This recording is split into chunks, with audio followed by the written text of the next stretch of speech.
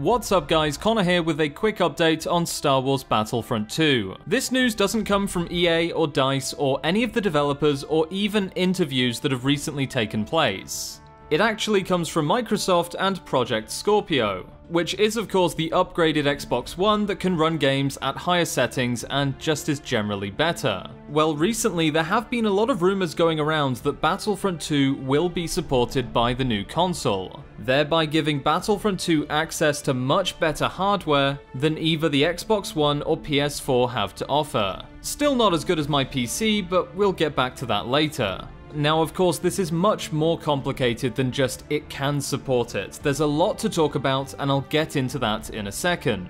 But first, let's take a look at the hints Microsoft have been dropping for Battlefront 2 support on their new console. So here's what Xbox's Major Nelson had to say. With Project Scorpio coming this holiday, I can't wait to experience the Star Wars galaxy like never before. If you're a member of EA Access, you will be able to start playing the game on November 9th before the game releases on November 17th. Between EA Access and Project Scorpio, Xbox will be the best place to play your favorite Star Wars heroes.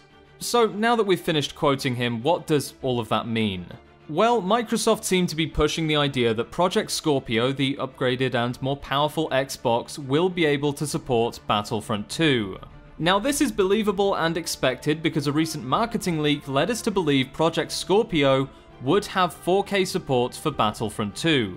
Now of course we don't know whether that's at 30 FPS or 60 FPS, I'd imagine 30. I just can't see them getting 60 FPS out of a Scorpio for 4K Battlefront 2, it just doesn't seem realistic. Maybe with a ton of optimization, but right now 30 FPS at 4K seems a reasonable target. Now if you don't want to run the game in 4K, I'd imagine you will be able to experience upgraded visuals and overall more frames per second and a smoother experience.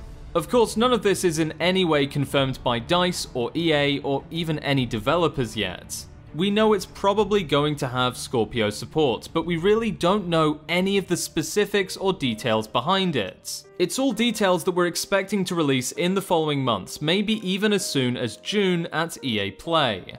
Whilst PlayStation hold the marketing rights for Battlefront 2, it wouldn't surprise me if Microsoft start releasing news about Battlefront 2's performance on Scorpio at the same time.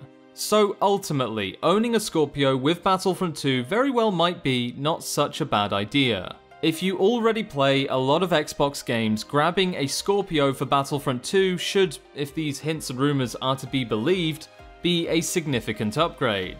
At the end of the day though, in my honest opinion, you'd be better off buying a gaming PC.